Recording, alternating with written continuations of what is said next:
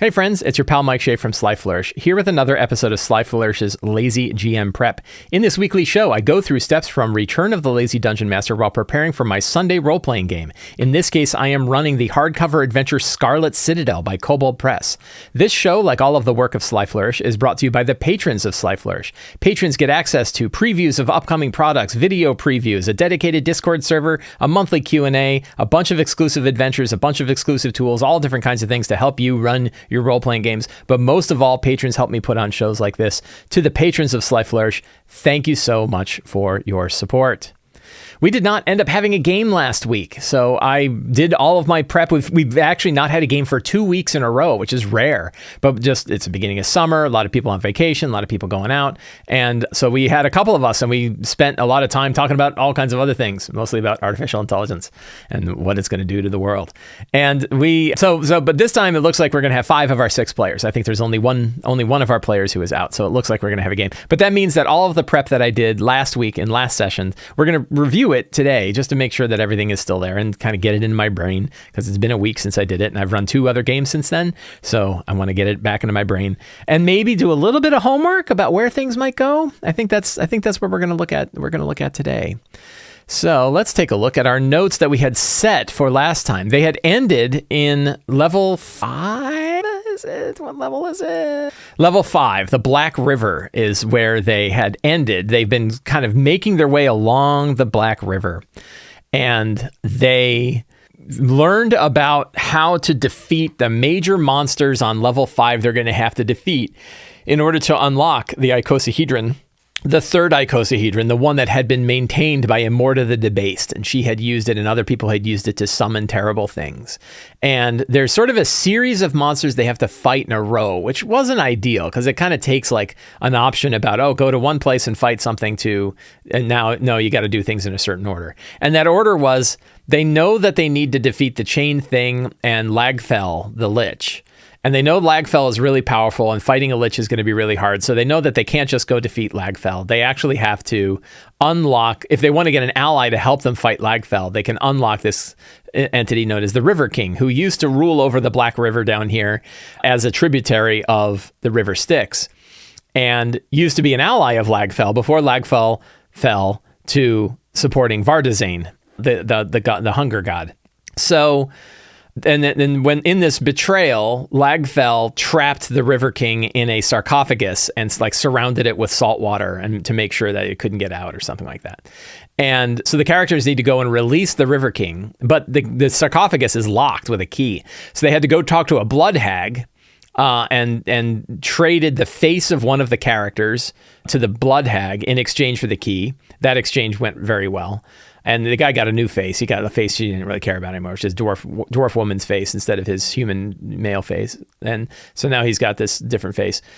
And went back so they got the key, and now they're on their way back, and they saw that it is surrounded by tomb wights that are guarding the sarcophagus of the River King.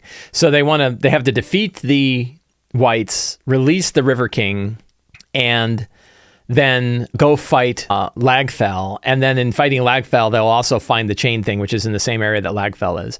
And then they will have defeated 3 of the 4 guardians. The only 4th guardian they have to defeat is Shogoth that has been summoned from the realms beyond. And then they have to go get the icosahedron itself, which is being held by the guardians of Ling, the world of Ling.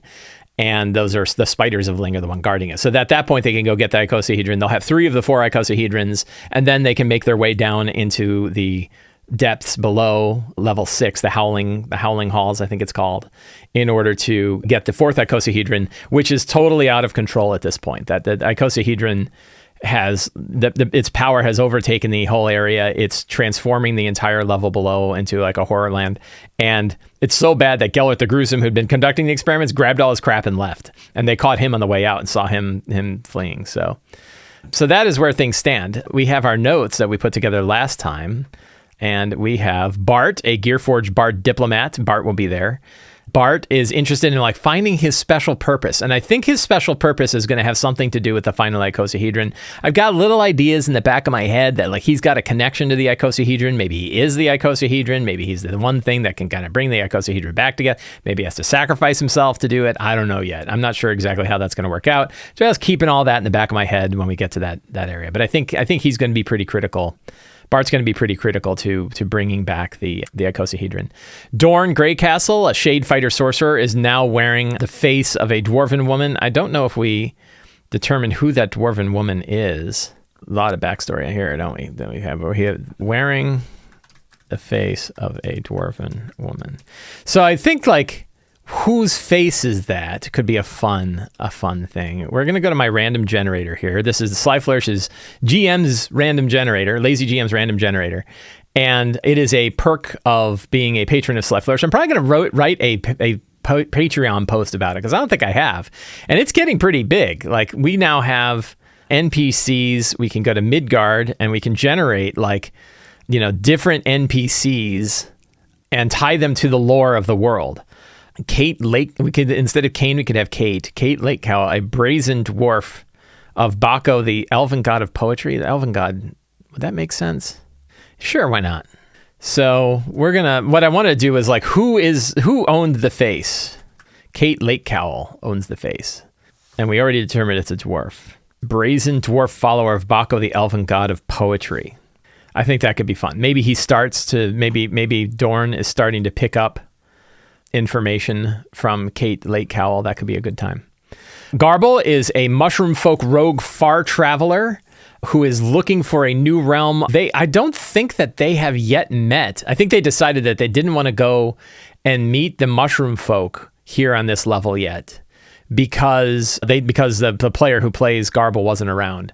So that might be something that they end up doing, and it's something I should keep in mind for today's session, that they, what kind of information might they learn about what's going on from the mushrooms, because they already talked to the Fade Eaters, and the Fade Eaters know everything. Like the Fade Eaters who, sucked memories out of their skull in exchange for information, already told them a lot. So is there information the mushroom folk have that they can share? Maybe. Mez Roomseleth, a frost elf fighter parfumier who has been trying to keep the body of Potter, who Dorn is inhabiting, from getting in too bad a state, and I think has come to the point where trying to preserve that body is basically impossible. That Potter's body is really bad shape. Now it doesn't have a face anymore. Potter's face is now, sitting with the other faces in the Bloodhag's lair, which may be okay. Sister Malarkey Jones is a tiefling warlock follower of the Weird Weaver, who's their patron and god, the Weird Weaver, the entity of chaos. I still kind of like this idea that Bart is the Weird Weaver, right? That this is all about Bart trying to, Bart's been coming here and they've been traveling with the Weird Weaver the whole time. Could be kind of a fun angle. And that Bart doesn't even know, right? That could be a fun thing. Skrink Skibbers is a ratfolk wizard occultist who was sacrificed on the altar by the Deep Ones, deep beneath Zobek, and was responsible for the summoning of the Shoggoth. So I think that is kind of a fun thing. Character hooks. We have Dorn can feel the corruption of Vardazane's influence here in the Black River. Dorn face belonged to a dwarf named, and we said Kate, right? Kate Lake Cowl. Whoops. Pull that up because I didn't think. Yeah, there we go. So one thing I try to do, this is kind of a new thing I've been doing. It's tied into step 1, which is focusing on the characters, is what are the character hooks? What's the hook? What's the hook that you can drop in for each character so that they have a connection to the session itself? And I try to go through each of the characters that I know are going to be there and say, here's something that we can do. Mez can feel the corruption of Vardazane influence in the river. How does Mez feel about the, Blood Hag, Brutwer, right? Collection of faces. Is that considered honoring the dead?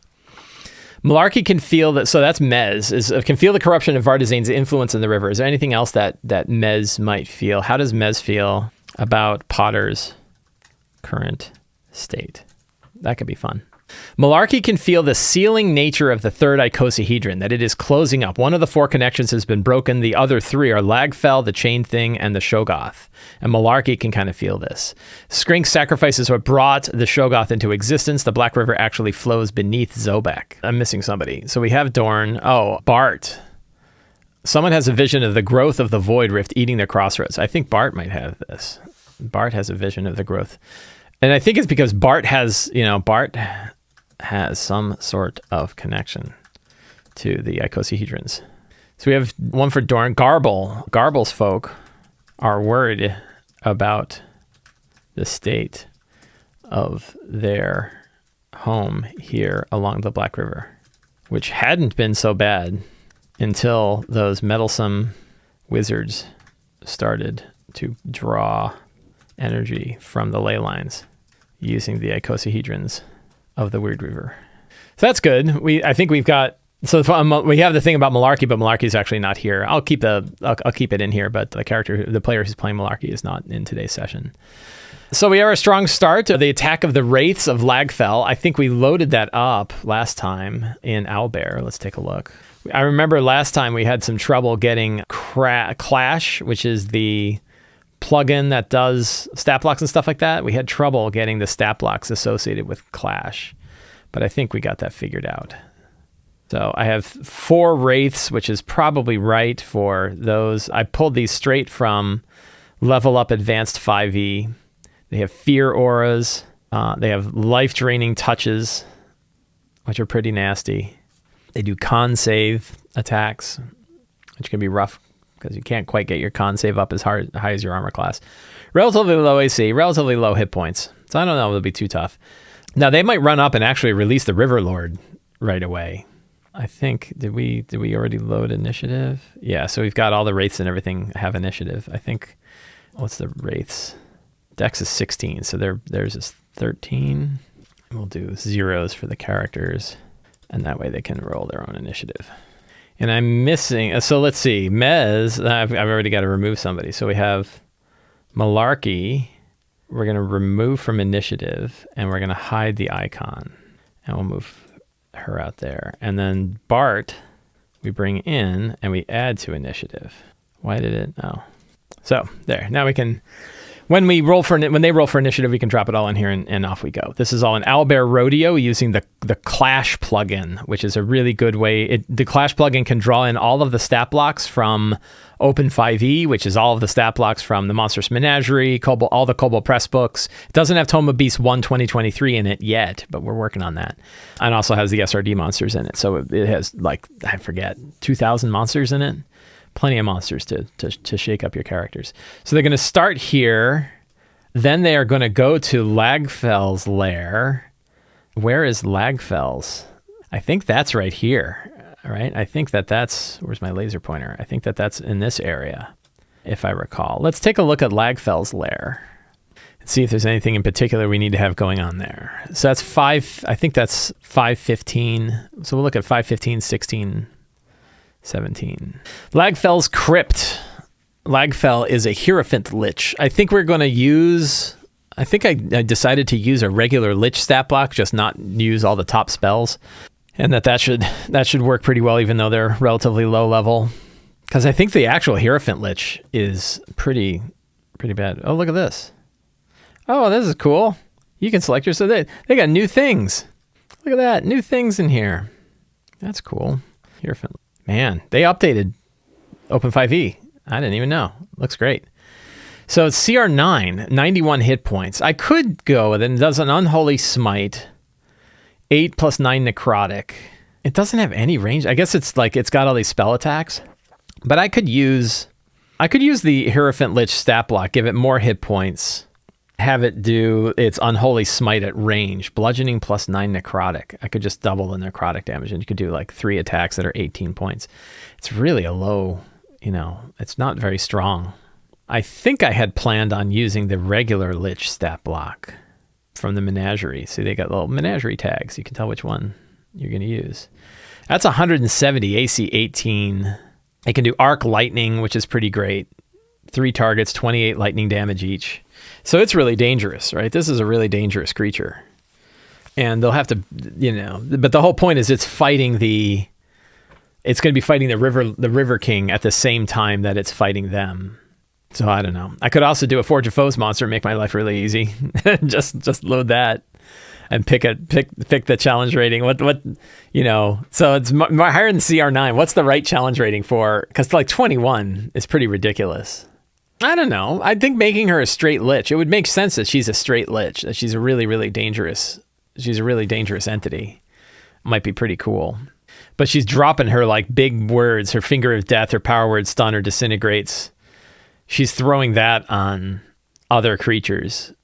Maybe like she throws Confusion around if they're beating up on her, but like she's going to be focusing on the River King, and on just basically on her turn, we'll have her like, using her main attacks against the River King, but then every so often she's like throwing an arc lightning around and it'll hit like the River King, but it hits like 2 other characters as well. And they're like, wow, even her like after effects are kicking our ass because she's like an actual lich.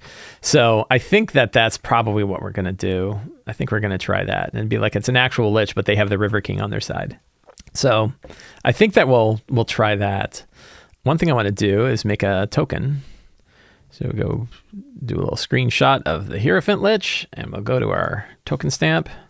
Token stamp is an awesome tool for making tokens for your VTTs. I like to do a nice big picture of their face. That's my style. We use a blue. That looks pretty cool. You download that. You go into Owlbear. There we go. Yay. And we put some text here. Make nice big text. So we have Lagfell. What does Lagfell have in the crypt? Is Lagfell enough on her own? She has Phantom Whites. I think we'll just use regular whites. I don't have my icons here because I already had whites. There we go. We'll put like 4 whites. It would make sense that she'd have like 4 whites going on in here. And then we need a River King icon. He's fun. We were on the character tab. We are. And I kind of like the idea, like there could be a bunch of whites in here. Maybe there's more, but he's been kicking their asses, right? The idea is like the River King's really badass. And so they went through all the trouble of releasing him. So, he's busy like beating the crap out of them. Like by the time the characters get here, the battle will already be going on, I think is where we're going to go. But I think that that Lagfell is going to win. That Lagfell's going to like disintegrate him or something. Use her top end spells to get rid of him. We can, but they might release him early. Let's see. There we go. So we will we're going to hide the River King icon, and we've got that. And then there's the chained thing. Here's the chained thing, and it's nasty. The icon for that, we're going to make a little. Actually, I kind of like this one down here. I don't know which icon to do. The guy with the big big mustache doesn't exactly grab me. So I think we'll do that guy. I'll make a token for that. Not a great looking icon. What if we did let's try this. I know I said I like face things, but this one could be kind of more exciting. Yeah. All right, we download that. Go to our Owlbear, and we drop that icon into here. Now the chain thing, we're going to edit it. There's an edit button in here. And we scale it out to 2, right? And what else do we need to do given the chained thing? And it resides in there. And it's really nasty too. So that's Lagfell. This is probably going to take up most of the session. They may go visit the mushroom folk. And I think that's on a different map than this one. So I could probably pull up the map for it. Let's see. I thought there was like Black River secondary maps. Let's see. That one we've got open. Yeah, there we go. So there's the mushroom. There's the mushroom place. And there's a little shrine. That's kind of cool. Okay, I'm going to Mushroom Grove. So that way I remember which one it is. And then they'll probably take out the Shoggoth. And the Shoggoth, is that also a different map? I don't think it's this one. The pyramid is the Pyramid of Ling. Yeah, here's the Shoggoth room. So we'll edit this one and call it Deep Ones and Shoggoth. So we got that. All right, cool. And I'm not going to worry about getting all that ready right now, I don't think. Because we got the time. You need deep one icons. There's a Shoggoth. Like this is This will be a fun icon because it's all just pure horror. Let's see, we'll grab like this section right here. Save that to desktop and go to my token stamp and go boop. Oh, I love that. Isn't that great? That one's cool. And what's the right color for that? Like a green or that blue, that weird blue. That looks good. One thing about like mixing token stamp with Owlbear Rodeo when you don't accidentally put a token on top of your map as a map is so fast that you can really do it while you're playing. And I've done it while we're playing. Like I'll just take a quick like, hey, I just need like, 30 seconds and I can whip up an icon. And that's really great if you don't know like where they're going to go. That works really well. What book has deep ones? Tome of Beasts does. So we got the new Tome of Beasts. We have the 2023 edition. I did a big talk about that last week. Deep ones. There we go. So we got a couple of different deep ones in here. So we'll do that guy. Save that to desktop. And we'll do this guy. He looks great. That one we're going to open in preview. And we are going to do the background removal. Perfect. It works well enough. And now we go back to our token stamp. Not the best icon, but it'll do. It's good enough. That guy looks freaky. We can do the background color. Looks like that. And then the border tint we'll do kind of like that greenish. There we go. Got that guy. And then we'll drop this dude. And that looks good. Got ourselves a couple different kinds of deep ones. The other thing is you can keep that window open and just keep dropping images onto it and then just change it a little bit, and it works really well. I think for today, I'm not going to position them all out. I'm just going to, keep the icons handy. I'll just stick them over here. And that way I can decide how many of these different kinds of deep ones do I need and where. Demon Lord Kishigal. Look at that. That guy, Death Wisp. That guy looks cool. These are fun. You know what? This Death Wisp, I like this better than the whites I was going to use that were protecting the River King.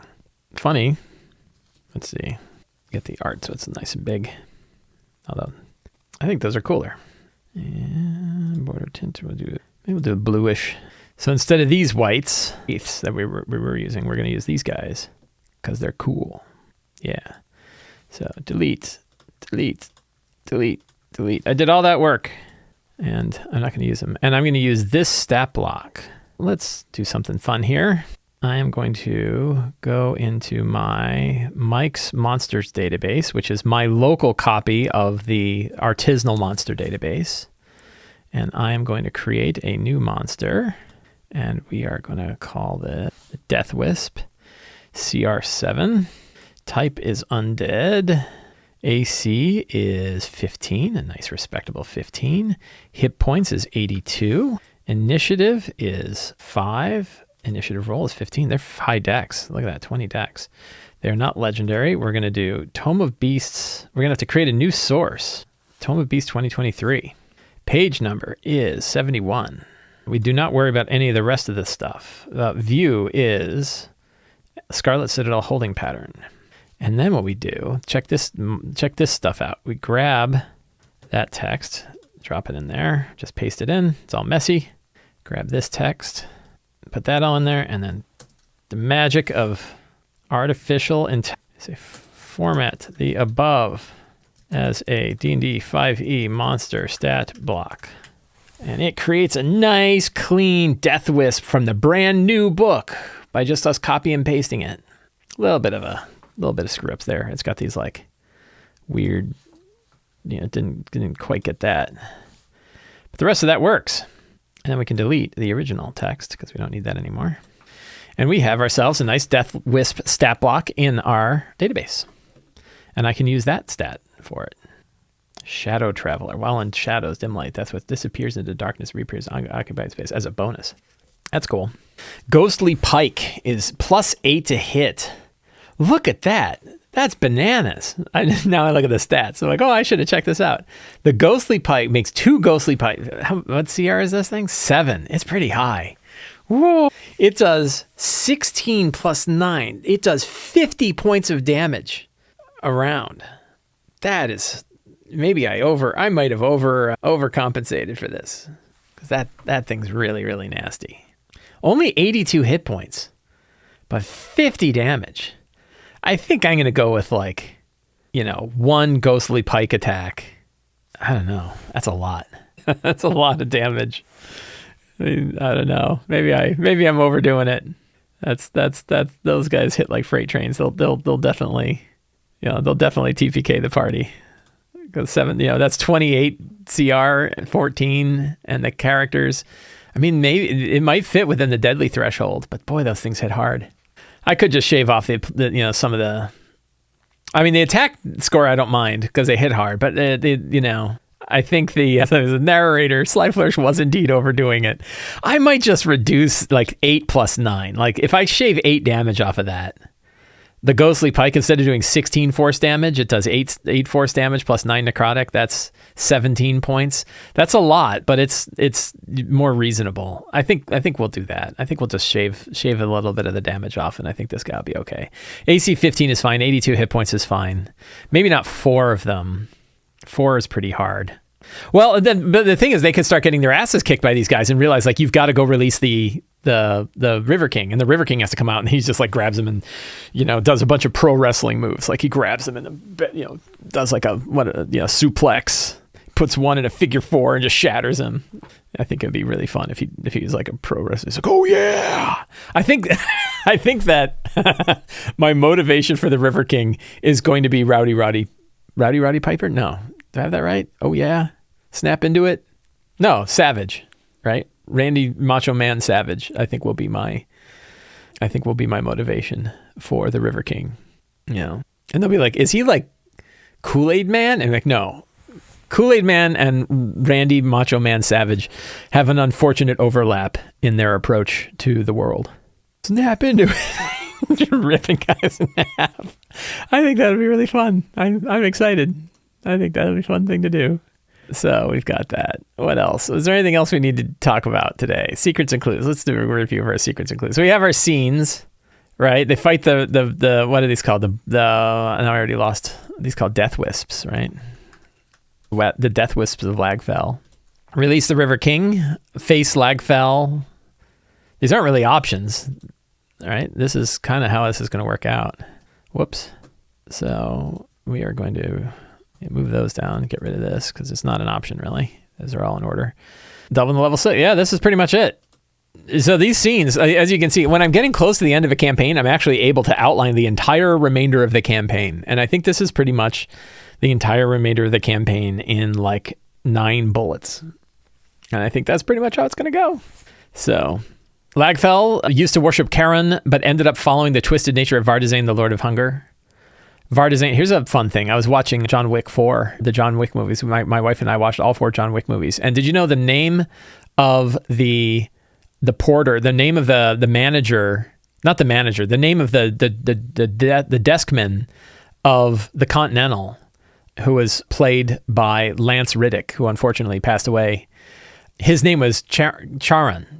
His name is Charon the Boatman. He's the boatman of death. I was like, oh, that makes sense. Right, so Charon was in John Wick. So ended up used to worship Charon, but ended up following the twisted nature of Vardazane, and that's what caused the concierge. That's right, the concierge of the Continental was named Charon.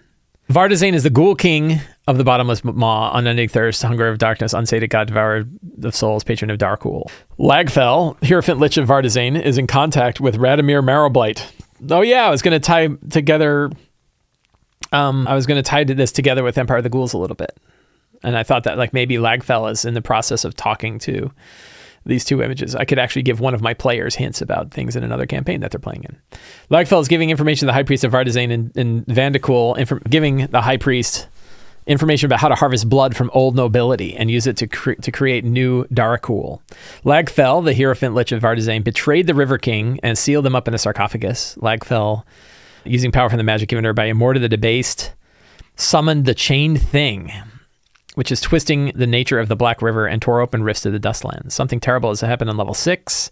If left unchecked, the Void will devour Red Tower and soon the Crossroads. The altar where Skrink was sacrificed to draw Shoggoth into the world exists both in the Black River and beneath Zobek. The third icosahedron resides with the Spiders of Ling, which Immorta the Debased, disciple of Gellert, had summoned from their world. They won't depart with it easily. So those are good secrets for today, I think.